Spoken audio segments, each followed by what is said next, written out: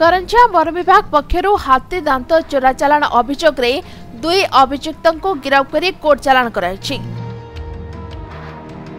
One विभाग पक्षरु एने मामला भी रुजु कराई। सूचना अनुसार किछि दिन तले सिमलीपाल अभयारण्य मध्य बेआईन हाथी दांत और अन्य जंगली जंतु चमड़ा नख और सिंह प्रभृतिर चोरा कारबार हेउथबा खबर पाइथिले करंजा वन विभाग।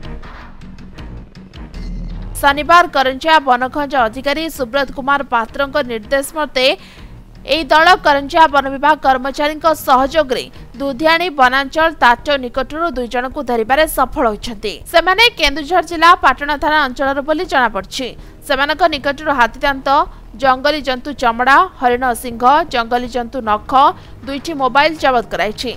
एही चढ़ाऊ कार्यक्रम सहकारी वन संरक्षण फाल्गुनी बेहरा नेतृत्व में और दुधियाणी वनांचल ताचो सेक्शन टाइसरा वनरक्षी मनोज कुमार महंत सहयोग रे अनुष्ठित होइतला। काली हमर गोटे खबर आस्थिला जेटीएफ विभाग माने हमको खबर गोटे देइथिले। से खबर अनुसार दुधियाणी रेंज स्टाफ जेटीएफ स्टाफ मिलित सहयोग रे गोटे ट्रेडिंग चलथिला। ट्रेडिंग रे दुधियाणी रास्ता रे दुधियाणी करंजिया रास्ता रे 2टा लोकों को हमें डिटेन करथिलु। तांको थ्रू हाथी दांत भालू नख एवं सिंह आ छोट